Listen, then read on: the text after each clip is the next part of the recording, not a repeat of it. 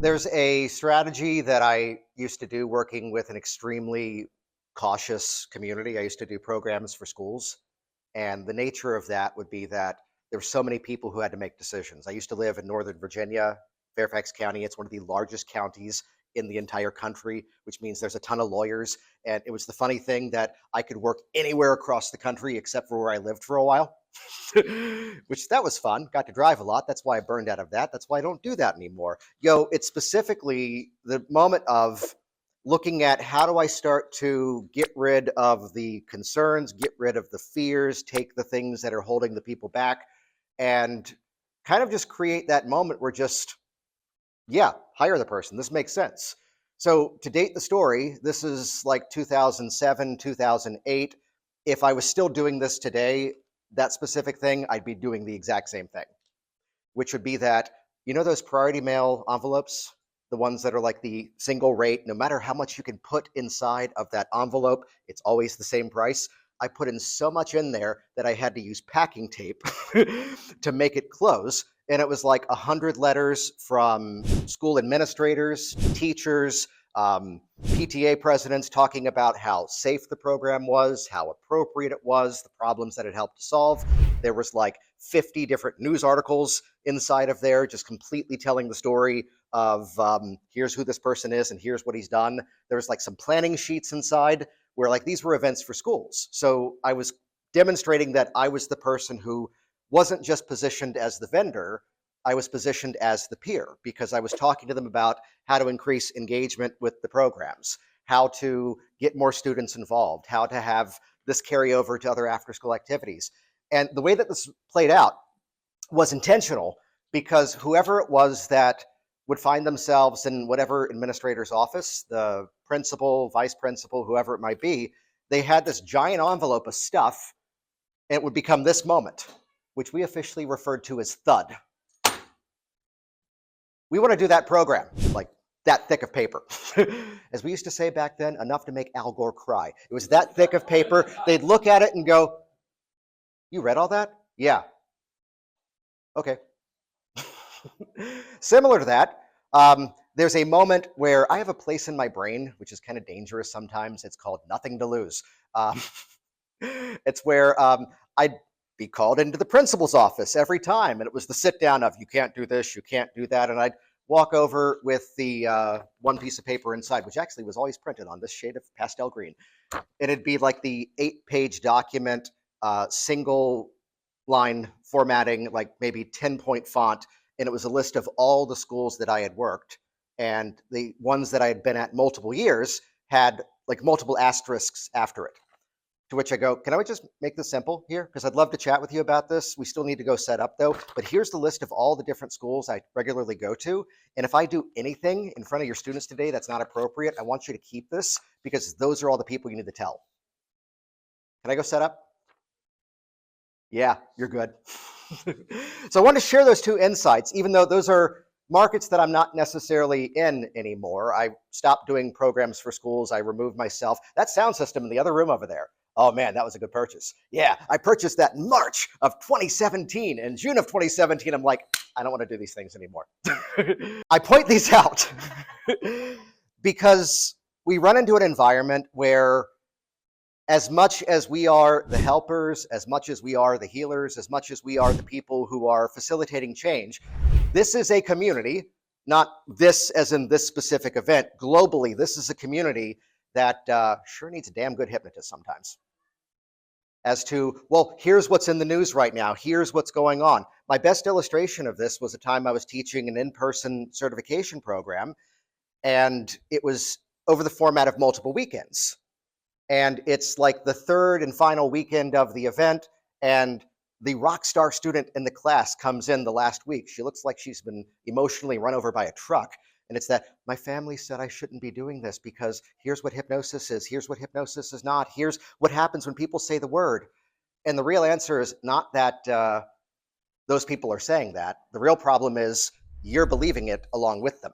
Let's go to the wise philosophy of the modern day guru, that is Steve Martin. Become so good that people can't ignore you. And how do you do that intentionally? How do you create that environment on purpose? It's where I've typically done this in presentations like this to go, how many of you know me? Most of the hands go up, and that'd be embarrassing if they didn't. Yet it was that every bit of that was intentionally planned out. And there's a part of my brain that this is the whole perception as we're talking about persuasion, we're talking about influence today. And it kind of goes to the whole NLP presupposition of you're always communicating, or if you want to get fancy, you cannot not communicate, which means you're always communicating. Every bit of communication is persuasive. Every bit of communication is conveying a belief system that I measure influence and persuasion as to, was there an intended outcome and could you consistently direct towards it? So even if it's as simple as, hey, some of us are going to go hang out at this restaurant in Orlando tonight. You in? Why? Because I want to go. Even though it was the simple suggestion, it had a specific outcome. There's an event that I went to a number of years ago, and the shape of this event was that it was included with a consulting program that we were all paying like $50,000 a year to be inside of. And the shape of this event, it was about families. It was about bring your kids, get everybody interacting. They had the kids doing things during this event. It was really cool. And there was zero promotion throughout the entire event. There was not ever an offer as to, hey, just a reminder, renewal's coming up in September. I caught one of the coaches. If you're familiar with the ClickFunnels company, this was put on by their educational side. I caught one of their coaches at the event and I go, hey, Vince, these are the people that are all inside of the high-level training programs right now. And that group is up for renewal. It's going to be 25,000. This group is the 50,000. There's some others beyond that as well. And it's June. Most of these people are up for renewal in September. And the premise was, without ever saying it, how do we make the entire family fall in love with this company? So that then when it's time for the renewal, it's already there as a presupposition. It's already there, it's assumed. And this is not meant for the name dropping moment, but he goes, that's not why we do it. And if you were anybody else, now that I know you, I'd be apologizing and backtracking some of your belief systems. But because it's you, there's the fascination of that's going to be part of the story no matter what. You have some thoughts about how we could have done it better, don't you? Yeah. Let's go talk to Russell. So we find that place where there's aspects of what's going to happen along the journey. There's the experience where beliefs are going to form, outcomes are going to create in people's minds, stories are going to illustrate in their thoughts. And if a picture is worth 1,000 words, a couple of words in the right order in the right time can now create thousands of different pictures in their minds. And if, here's the premise behind this, this is not the how to sell anything to anybody presentation. This is really about how to appropriately sell the right product at the right time to the right people who are the right fit for that. But attract pre-sold clients was just a better term, and the website was available, and that's the name of the company. We're going to talk through some of these psychological triggers that are there, and really it just comes around to one word is really the whole thesis of what I'm going to share with you today. It's the idea of certainty. Not cockiness, not arrogant for the sake of being arrogant, though there is the moment of the appropriate arrogance, which is awfully fun. The place where it's earned, the place where it's deserved, the place where it's genuine. There's a story of Scott Sandlin's that I love, which was that when he was like 22 years old, he looked 14. And he goes, here came this man into my office. And this was like a grown adult man with real problems. He's like, how old are you? And just the response was, oh, I'm the Doogie Howser of this. Don't worry. What do you want to work on? It's like, done. Change the frame right away in that moment. That level of certainty. This is not meant to be the Mad Magazine thing, but we find where it's that response that's there. I'm going to give you something right from the start to start using immediately. I call it the double 3-act structure, which is one of the things that people often screw up in any of their content, their promotion, their speaking, is they fail to give a call to action. The quality of your presentation, if you're there as a business owner, is the fact that what percentage of that audience follows you to the next logical step in that journey. There are some conferences that make it a point to say it's a no pitch event. There'll be no promotion from the platform. And I speak at those pretty frequently and I make substantial sales. That's not for the sake of doing this. It's for the sake of strategies that we're going to be talking about today. How do we roadmap that experience so the audience creates those connections? And also, as much as this is going to be about business, how do we not go to that transactional frame at the wrong time, and by doing so, completely lose the trust and lose the relationship. Double 3-act structure. You're doing a piece of content for promotion. Quick side note, if you haven't seen me speak this weekend, it would be the fact that people assume a lot of the stuff I do is like really crazy high tech. I've got awards I've won from software companies, but like the front end marketing of all that I do is ridiculously simple. It's straightforward. It's like 1 or 2 steps. It's not these big convoluted systems. I already said it yesterday. I have a massive back end. In terms of like the automations, the programming, we are obsessed with client fulfillment. We've built a whole consulting journey where like we can predict if someone's falling behind as they're working with us, even before they would ever know that they're falling behind. And because of that, we have mechanisms that allow someone to then to reach out at the right time, keep people engaged with the program. Because I'll just mention that because if your focus is just getting those sales, here's a lesson sometimes. Success is what can kill a company. You're thriving, you're getting those sales coming in, but then the fulfillment, the delivery of it is falling apart. I put 10 times the effort over on this side of them coming in. Double 3-act structure. Piece of content. When I say content, I'm referring to everything. Anyone here ever say, I don't like social media? Guess what? It's all social media now. Websites, social media. TV, social media. I send a funny meme to Bob and I dare him to put that into his presentation, and he didn't. That's social media. All of it. So whether it's video, whether it's the end of a podcast episode, whether it's a blog post, whether I'm standing in front of a group and speaking, whether I'm faxing it, no matter what it is, set that aside for right now. Because if we can't get the messaging right, they're not going to take the next step. A quick quote before I break this down is a quote from Dan Kennedy. He's a copywriting legend. At the end of the day, people are exceptionally skilled at following instructions. And it's your responsibility as a marketer to decide exactly how far and how ethically you are going to take advantage of that fact. Notice the softening words that are inside of there, though. So the next step from this is to just comment in the chat below the word connect. What that's going to do is have it so that we can connect for a quick consultation. The first step of that is I'm going to ask you some questions so I can have a clear understanding of what your goals are going to be.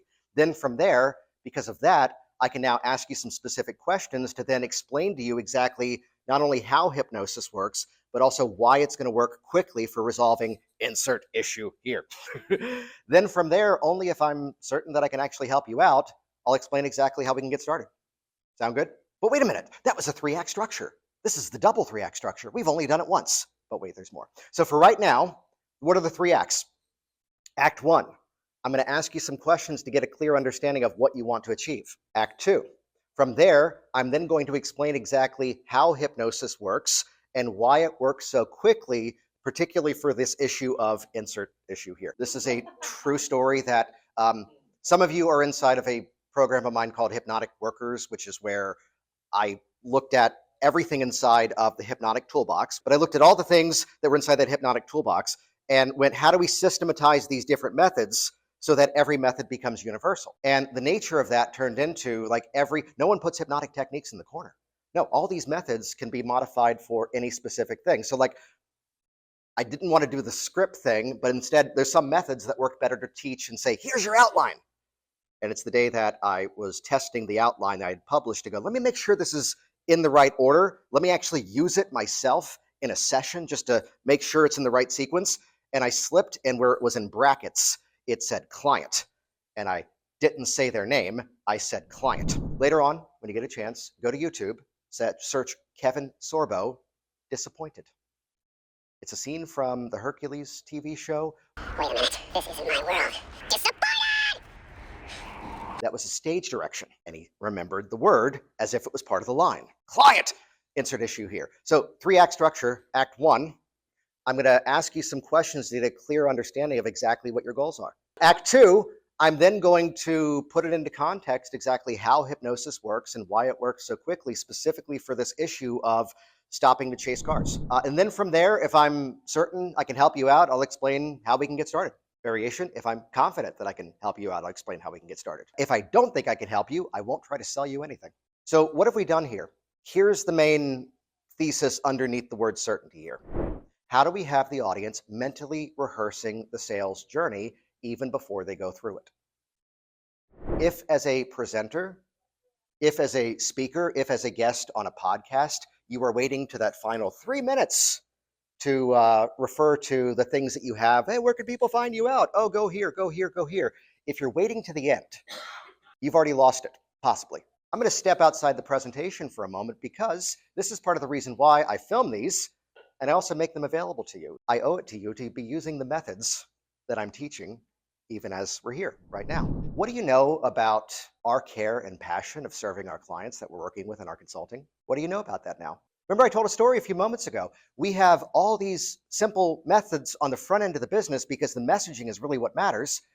And here's the obsessive nature that for every one thing over here, there's like 20 points of automation because we're obsessed with client fulfillment. That was put into the context of I'm talking about how the front end of your business can be made a lot simpler than many of you are making it. There are only mistakes if you say whoops. There are only moments of brilliance if you planned it in advance and went, yes, I meant to do that. For a moment, I talked about a product of mine. Some of you are inside of it, Hypnotic Workers. I talked about putting away scripts. I talked about understanding the outlines. And as I talked about the value of turning every technique universal, it was also the story, though, of something funny. Kevin Sorbo, disappointed, me calling my client rather than their name, and it worked out. But again, what did you pick up from that? Jason has a program called Hypnotic Workers. Here's the promise of it. Here's what it helps people to do. So when I just said a little while ago, if you're waiting to the very end to get transactional, too late. You want them in the audience already mentally rehearsing it so that then by the time they hear it, it lines up exactly with what they've already been mentally rehearsing in their minds. Doesn't feel like advertising, does it? Doesn't feel like sales. I get to point people to Kevin Sorbo, and he hates hypnosis. I'm pretty sure he does. Double 3-act structure.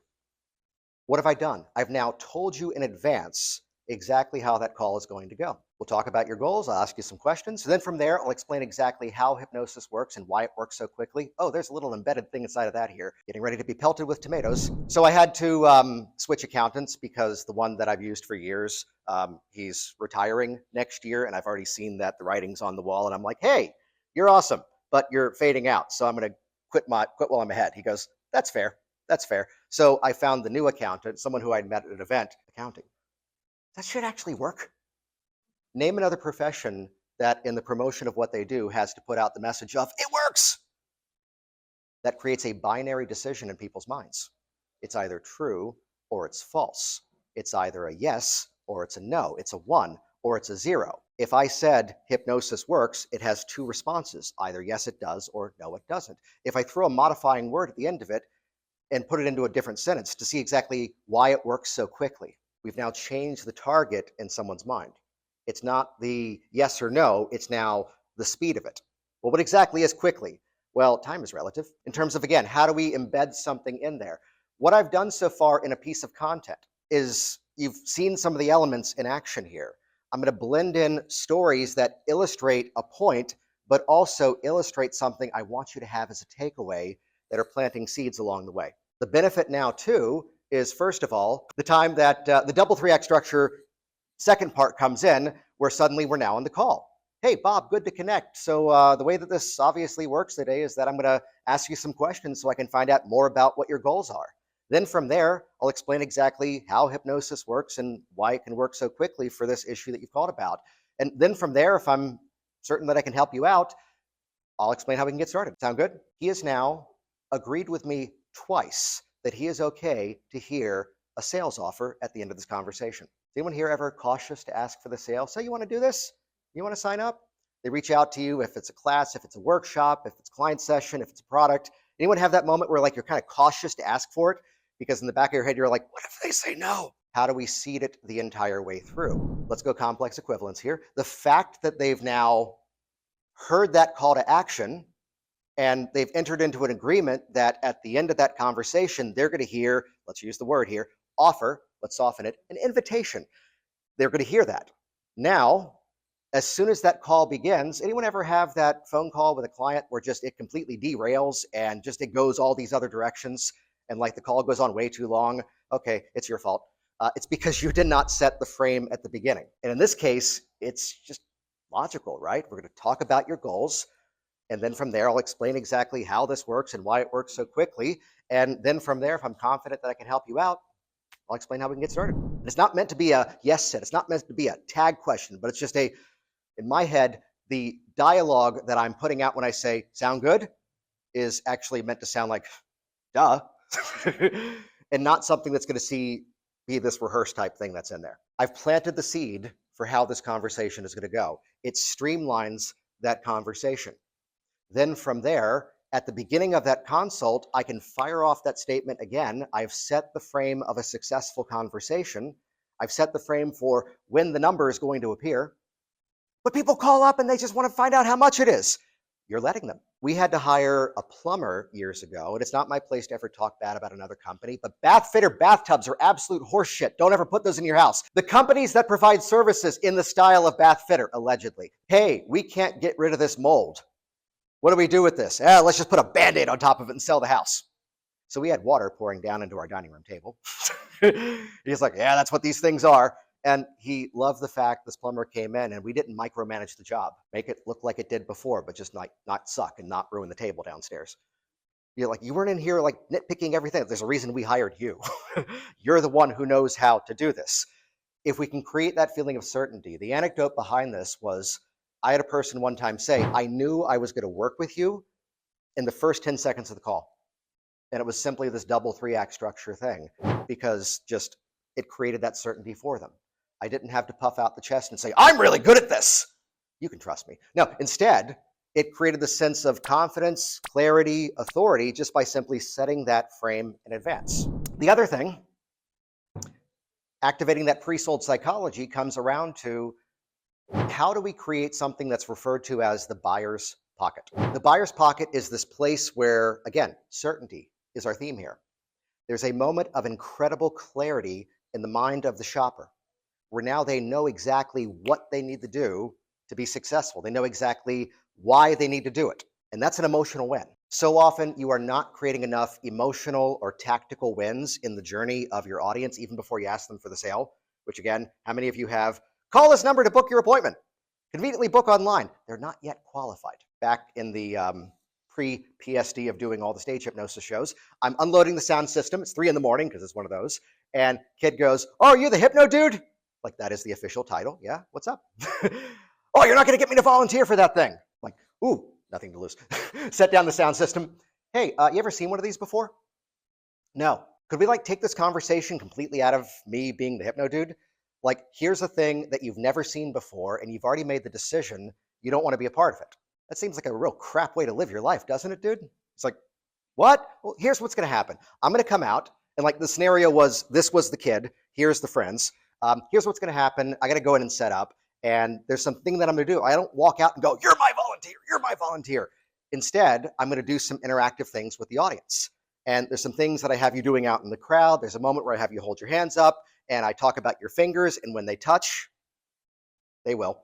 When they touch, that's when I want you to make that decision. So I'm not asking you to say yes or no right now. I want you to wait till that moment. Again, and this isn't even about me. I mean, this is just a better way to live your life, right? First hand up in the air. But you see how the real illustration of that story was not Jason being a smartass to a teenager. It's more so the fact of how do we create that moment where now, when they're qualified, is when they get that invite. I'm going to go very deep on something. Is it okay if we nerd out on linguistics here? Unique mechanism, proprietary system. Stop selling hypnosis. Stop selling results. And from the guy who said for years, sell the next step, it's been updated now. Sell the ultimate position of clarity in their mind that now they know this is it. The buyer's pocket, again, is this place in their thoughts where I now have this incredible clarity because I know why I haven't yet been successful. I now know why other methods haven't yet been working for me. I get this feeling of clarity because now I know what needs to happen and why it needs to happen. And the pathway to then move forward is extremely clear. Oh, here's the guide who's going to bring me there. Here's the program that's going to solve this problem for me. I've got to point back to one of the most epic moments in marketing. And it's a moment where suddenly there were a bunch of infomercials on TV for a program called P90X, and the X was for extreme. And the way that it was playing out was that they were introducing a new mechanism. There's 2 types of offers. There's 2 types of things you can sell. You can sell improvement, or you can sell a new opportunity. Psychologically, the problem with improvement is that it may drive the audience to have to go inside and go, that didn't work because I was doing something wrong. Most of the content that people are publishing online, as an example of this, is what I call Content Confetti Cannon. They're blasting the Content Confetti Cannon. They're putting the stuff out on the internet. Why are most businesses on social media? Because they think they're supposed to be, and that's the end of their strategy.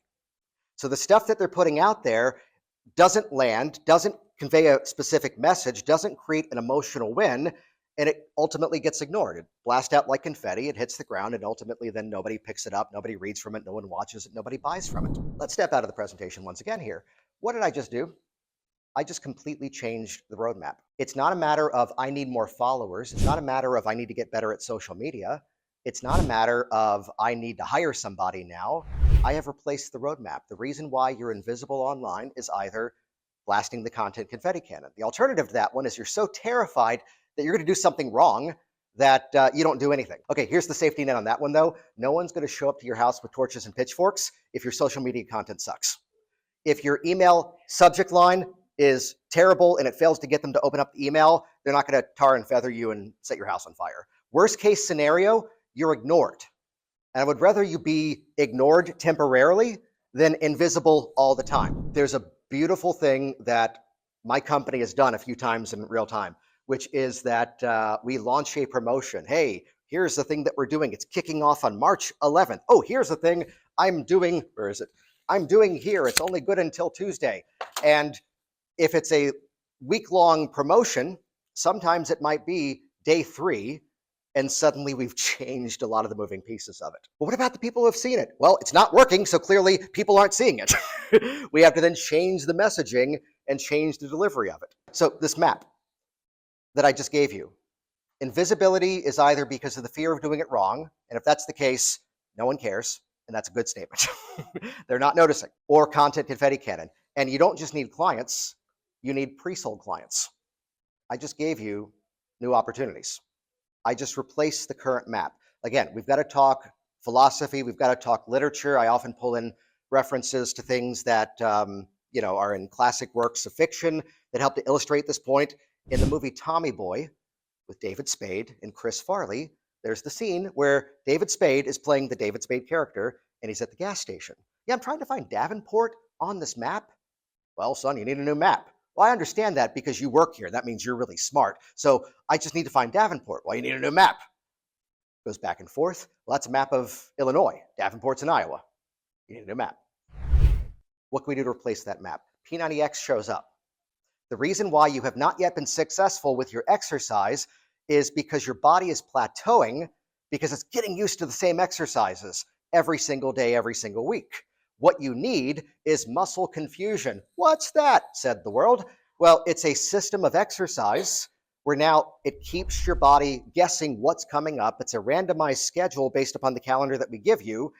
And by doing that, at the 90-day mark, you take your after photo because you took the before at the beginning. Really what they did was 2 things. One, first of all, it's called a meta-analysis. A meta-analysis is the polite way of allowing you to cherry pick data that supports your cause.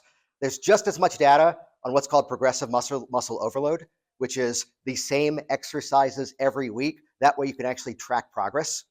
It's the person who's going into the gym and just winging it every time versus the person who's measuring it. If you ever have a female client, I'm not going to get sexist here. It's only ever women who say this. No.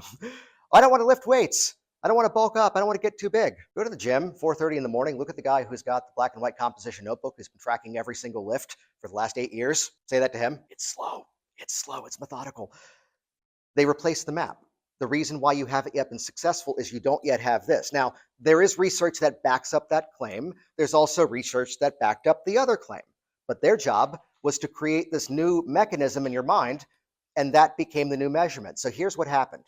The way that I refer to this is an automatic yes offer. It's either we get the yes faster, or some of you know me for a while. I'm amused by negative language used in a positive way. So here's the modifier, which is it respectfully ruins their day for a couple of minutes. And this is the P90X moment example. They see the infomercial, they don't buy it. It's 6 months later. He's in the gym. He's doing the bicep curls. He's looking in the mirror. He looks exactly the same. There's this thing in hypnosis called an anchor. What's the anchor? Oh, I need that muscle confusion thing. He's now introduced that new mechanism, and all of the experiences he has begins to anchor back to the experiences you're having. You know the infomercial, or at least just the commercial online, where the person opens up the cabinet and like all the Tupperware containers fall out, all the lids fall out, and then they show you some organizational system that solves that. Here's what's brilliant about that. They are anchoring you to both the problem and the solution. The moment you go in and you open up that cabinet and everything falls out, what do? You connect back to that thing. You connect back to that experience. I'm not going to go deep on this because I'm sending the recordings to everybody. Yesterday, I talked about story structure and I went into top of funnel communication. That's what solves that problem. Talking about the problems, the hopes, the goals, dreams, desires of your audience. Introduce that new mechanism. There's two ways to do this. One is a sequential list. The other is simultaneous bullet points. There's no hard rules to this. In most cases, it works best to be between like 3, 4, or 5 in terms of the structure of it. And this is not, and this is one of the habits that this audience needs to break more than anything else. To do this properly, you have to completely divorce all thoughts away from what I call deliverables, because the value of your program should never again be based upon it's this many sessions, it's this many features, it's this many videos in the library, this many hours of stuff. Said with love and care, that's the shit that's important to you and is not yet important to your audience. What do they care about? What is the journey that you're going to be taking them on? What is that pathway of where they're going to be traveling? And I'm going to illustrate this just by blatantly talking about what I do, because it's ones where one of my little resume credit points is that there are 3 separate things that I've done for more than a decade each simultaneously. All 3 of them became their own separate, over time collected, so not all at once, 7-figure business.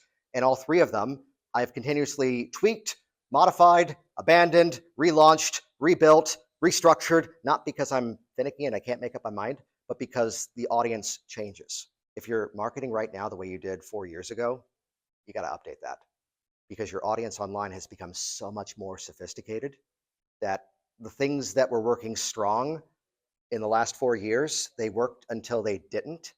And now it's about, again, getting into those belief structures of the audience. So how do we activate that pre-sold relationship in the mind of the client? Well, step 1 of that is belief shifting persuasion. This is where you're now communicating in a way that doesn't feel transactional and is strategically knocking down the beliefs and concerns and objections of the audience even before they can come up with them. When you land those things, you feel like a mind reader.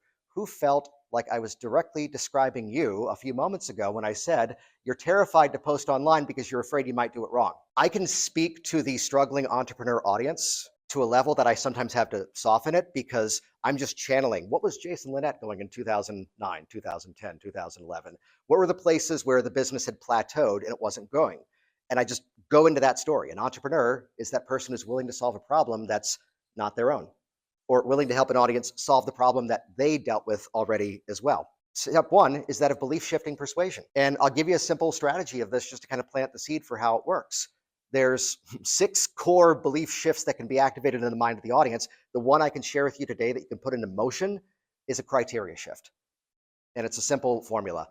While everybody else is telling you X, I'm here to tell you Y. If you're telling yourself X, I'm here to tell you Y. If you've been stuck on the idea that it's going to be hard to quit smoking, I'm here to tell you that it's going to become as easy as making the decision to simply do nothing. And I've now introduced a new frame. Content Confetti Cannon is the problem. Pre-sold client is the solution. What have I now introduced?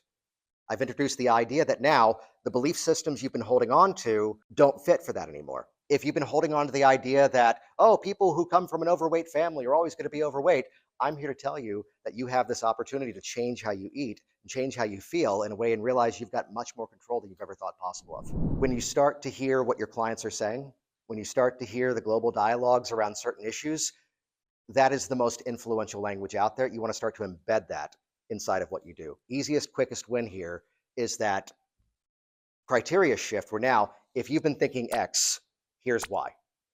Make sense as a template, simple formula there? Step 2 of that, though, is your automatic yes offer, the thing I'm talking about here right now, which is, and if you're going, what are the methods? I'm teaching it to you as I'm demoing it to you. It's where step 2 is automatic yes offer, so that now the explanation of what you do is heard from the audience as something educational, yet they internalize the subconscious sales system of it so that they're mentally rehearsing the next step of the journey. What it also does is ratify why they haven't yet been successful, And then from there, give them the clear pathway of what exactly needs to happen for things to move forward. But then from there, to really just make this whole thing come to life is just, you got to have a pre-sold client attraction system. And that's where we're getting very clear on exactly where you should be spending your time, just because this is the channel that everybody's talking about right now. Your specific audience may be somewhere else. How do we transcend the block that many people have on niching down? Everybody you know, especially in this industry, who is known for that one thing, also does other things. Niching is a marketing strategy. It is not a lifelong sentence strategy. I'm not up here right now teaching my hypnosis pre-talk. I'm not up here right now teaching my handling of the Dave Ellman induction. I'm here teaching this specific thing. So part of that system is getting clear on, are you always telegraphing that specific deliverable outcome to your audience? And by doing so, have them mentally rehearsing the next step, so that then, I call it, all roads lead back to this automatic yes offer, because in content creation, we're going to make use of a principle called offer amplification, which is why in the content, in the marketing, I am proving the pieces. Unique mechanism is the overall system. Proprietary steps are the part. Did I tell you that that's done in a 4-month done with you consulting program? Did I tell you you get lifetime access to a digital curriculum? Did I tell you that we're the people who went through enough group programs that sucked to build one that actually delivers on its promises? And it's a done with you one-to-one journey that's backed up by, no, that stuff's not important yet. I need you believing in the mechanisms of the journey first. For someone to be successful as a hypnotist, there's 3 core tenets that have to be there. There's confidence, there's creativity, and there's flexibility. So confidence, we'll talk about that one last, but first of all, let's talk about flexibility. It's not as popular now, but there used to be this big trend of, like, the thing that was the big thing was like, oh, this is the one process. This is the one thing that works. Everyone who you ever hear speak in absolutes, they're just full of shit every single time. I'm going to put that out there. But that trend was very much of the, if you don't do it this way, it's not going to work. That creates a sense of confidence in the hypnotist. Would I say it's a deserved sense? I will give it some credit, because if you believe in the protocol, if you believe that these are the steps to create the change, this is the one method that works, you're going to deliver it really well. And you're going to convey that confidence, which again, we'll get to in a bit. But that flexibility, you've all, no matter where you are in your hypnotic journeys, you've all done hypnosis more than your client has. Therefore, you have a greater ability to be flexible in the process. So indirectly, on like business stuff, I'm the guy who is invalidating invalidation. You see ads sometimes like, websites are dead, emails dead, and you don't want to sit around watching paint dry hoping someone books a call. Click the link when you see that ad. It brings you to a website, asks you to book a call, sends you emails to confirm, but that shit doesn't work anymore, so don't bother with it. All this stuff works, you just have to do it. So flexibility. Then from there, creativity. If we look at all the methods inside of our hypnotic change work as flexible systems that every method can be modified for every single issue, it's no longer the game of, I need a script for this, I need a script for that. It's instead, what's in the toolbox? How do I modify it? But do you see how now, as soon as we have that foundation of flexibility, then creativity, that creates a natural sense of confidence, not from the sake of arrogance or fake it till you make it, but like, you know where you're going in the journey of working with your client now. Did I tell you that, hey, Work Smart Hypnosis Live is an 8-week course. You get lifetime access to Work Smart, to hypnotic workers. It's this price, but if you sign up before this date, no. That's the stuff that's important to you, and it's not yet important to your audience. You need them believing in the mechanism first. I'm demoing this automatic yes offer right now. So as I see people taking notes like, oh, that's what you need. Told you it works. Other thing, for any change process to be effective, it's built upon a simple system like a tripod, 3 legs. There's thoughts, there's feelings, and there's actions. And hey, Matt, since you reached out to me with this goal of quitting smoking, role play, what would you say is the thing that's like been the biggest challenge up until now in trying to quit smoking? With that, I know you mentioned that you did like the patch. I know you did the Chantix and such. I know you did the sacrificial lamb as well, which is trending. Yeah, exactly. Well, we're like one step away, people. Come on, relax. But do you see how simply doing that is only going after that? Let's put that in the feeling category. It's only going after that physical association of that, which then again, I'm not here to put down the competition, but if nicotine replacement really worked, like you'd slap on the patch, you'd chew the gum, you'd do whatever, and you'd be done with it. So let me ask you this though. As soon as, listen for the assumptive selling here. As soon as we've now gone, so thoughts and feelings is what's left for that specific scenario, as she's going to rudely just puff smoke and blow it in your face. How dare you? As she's still smoking, would you say it's thoughts or feelings that need to be addressed to be able to handle that? Yeah. So as soon as, so that's feelings. But for that to hit feelings, that, correct me on this, you have to notice it first. So there's like a sequence to this. Is that a thought or is that an action? It's kind of more of a thought, right?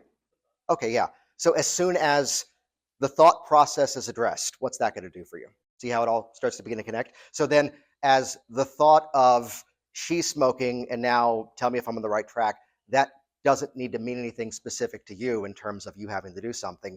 Then you put it in your words, so just that way I'm sure I'm getting it right. When the feeling is different, what's that going to turn into? See how you're putting all the pieces together for me? And you notice how, again, just trying to muscle through it hasn't been working. I'm using the steps of my system. So when I teach work smart hypnosis, any of that, confidence, creativity, flexibility. My client change work, now hang on, these are mine. Examples. My client work, thoughts, feelings, actions. I've just got to prove the mechanism, and then it creates the sales for you. Look at what you see on the web. No, do not go online and look at other people's social media content and comment underneath it. Wow, Jason, look at this shit. It's got Content Confetti Cannon written all over it. I don't need strangers hating me. That has happened 3 times.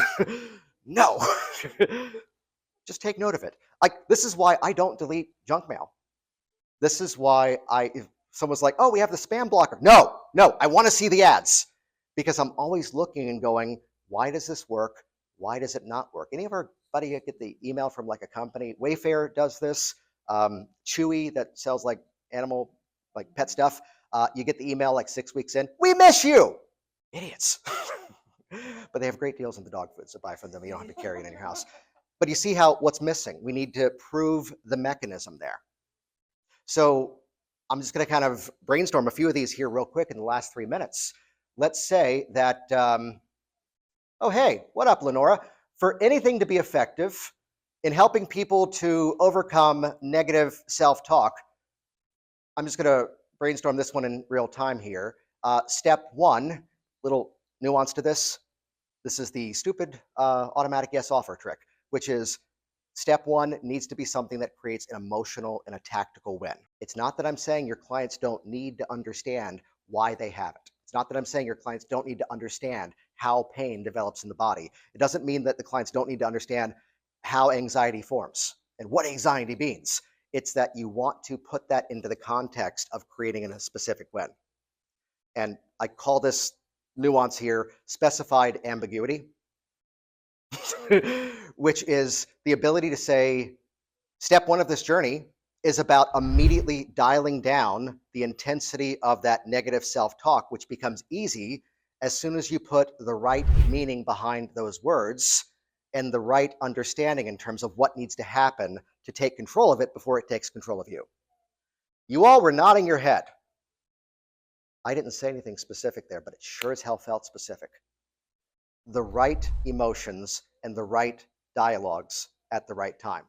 From the guy who you now see me go, the right words in the right order at the right time, you go, oh, that's what he's doing. As soon as we then dial down that emotional strain, that's where then step 2 of this journey is about reclaiming your story. Because it's no longer, in most cases, it's not the dialogue that you've been saying to yourself. It's something that someone gave to you, and you're the one repeating it.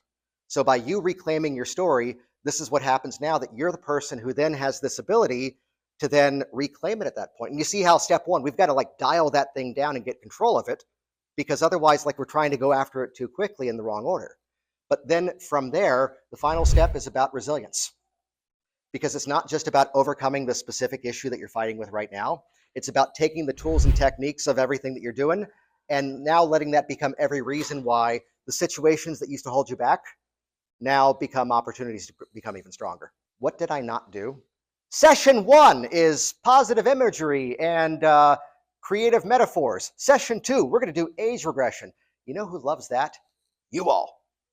Are you all buying these services that you're trying to sell your clients? Stop it. Speak in the desires of your audience. Now, here's the catch to this. We need feedback. And as much as I love our hypnotic community, getting the feedback from our hypnotic community is not the place to get it from. We had this moment inside of the consulting that we do doesn't just go to hypnotists. It's why Attract Pre-Sold Clients is a separate company from Work Smart Hypnosis, because we've got a guy who teaches, he trains dogs on Zoom. Because as he puts it, he goes, well, if I'm there in the room, your dog's learning how to respond to me. And the whole goal of this is to have your dog actually responding to you. Ooh, what did he just do there? Criteria shift. What happens now? He has drawn a place of division. Everybody else who, like, you're going to PetSmart and you see the thing where they're training the dogs in that little pen in the middle of it, and you're already telling the story that he told you. Oh, that's what's wrong with that. He has now planted that seed. He has anchored you to that specific experience. Look at this from the angle of that testing and from that position where we have someone who has a software company and it automates some really cool things inside of a business. Is not one that you've likely heard of, though. It's more specific to a medical industry. And it's where he used to talk about the bells and whistles, the features of the software. Instead, what does it do? What are the problems that it solves? For anything to be effective is the frame you want to set. And the magic of this becomes you are now clarifying what needs to happen and why it needs to happen. And that's creating that buyer's pocket inside of the mind where now that's an emotional, that's a tactical win. They're already nodding their head. They're going, oh, I get it now. You know that feeling when, like, you're listening to something and going, oh, that's why. I mean, let's be fair. Are you thinking of things you've done in your marketing in years past or recently and now starting to hear some of the reasons why that's why it didn't work? Because it's a very different way of looking at the messaging. It's not about, oh, it's trending right now to move your arms around if you're on a TikTok video. Oh, you got to use this software for the thing. That stuff eventually becomes important. You could have the most beautiful graphic stuff that's out there, but if it doesn't land the message, and if you're not rewriting that story in the mind of your audience, you're in a commodity spot. That's a race to the bottom. So look at this from the angle of how can you create that position of just ultimate clarity where, and listen to this for a specific deliverable outcome. Ooh, let's add to the double or 3-act structure. And then at the end of the call, the benefit is you're going to have the exact road plan of exactly what needs to happen to be done with those cigarettes once and for all. That sounds better than schedule a free consult. By the time we go through that client attraction audit, you'll have a clear understanding of exactly why your current marketing isn't working. You'll have a clear understanding of exactly what needs to happen to change it and make it actually now perform. And then from there, if you want our help to keep that going, then we'll explain exactly what that looks like. So look at how we can create that emotional win along the journey. From the angle of, oh, let's just do it in context. I'm passing these out. I'm just have this open until Tuesday, and I'll send these emails out as well for this. Momentum is a membership program that I run. It's recurring membership for a reason. It's an ongoing product, community, and service. Because, well, one of the things that needs to happen for people to be successful is the ability to model things that actually work. And this is where I take the elements of what I've done in my business and I then rebuild them into generalized templates and show you how to customize them specifically for you. Here's one of the big highlights of it. Pre-sold client. How do we speed up the entire sequence of a client discovering you and then making the decision to buy from you? Most people are not looking at their devices, their computers, their phones when they're in a position to make a buying decision, which is a fancy way of saying they're sitting on the toilet looking at their phone. So how do we, step one, win the engagement, and then step two, create what I call, and many call, indoctrination? How do we take it and so we control that opening 4 or 5 days of when they first discover us and put the right messaging in the right order at the right time? I just give you my indoctrination sequence to use inside of Momentum. There's moments in our businesses where suddenly it hits the fan. And here's the tax bill you thought you already paid. Here's this other thing that pops up that you thought you already paid. And I don't want to hype this, but it's a 3-day promotional sequence that is so good, it takes 4 days to run it. I'll give you a preview. Day 0 is the most important day. Just one little bonus here to this part would be that if you are just simply going for the sale, announcing, hey, this thing is happening, you've already likely lost it. How do we get the audience rehearsing the process in advance. Hey, I've been working on this project to see how we can speed up the sequence of how a potential lead becomes a paying client, and to do so in a way that they're comfortable paying a much higher rate and we don't get pushback for sales. If you had the ability to speed up that sequence, hit reply. Let me know what that would do for you. I'm now getting the audience engaging and they're already mentally rehearsing it. And then the next day, if I'm doing the promotion, I'm making sure the promotion lines up with what they've told me.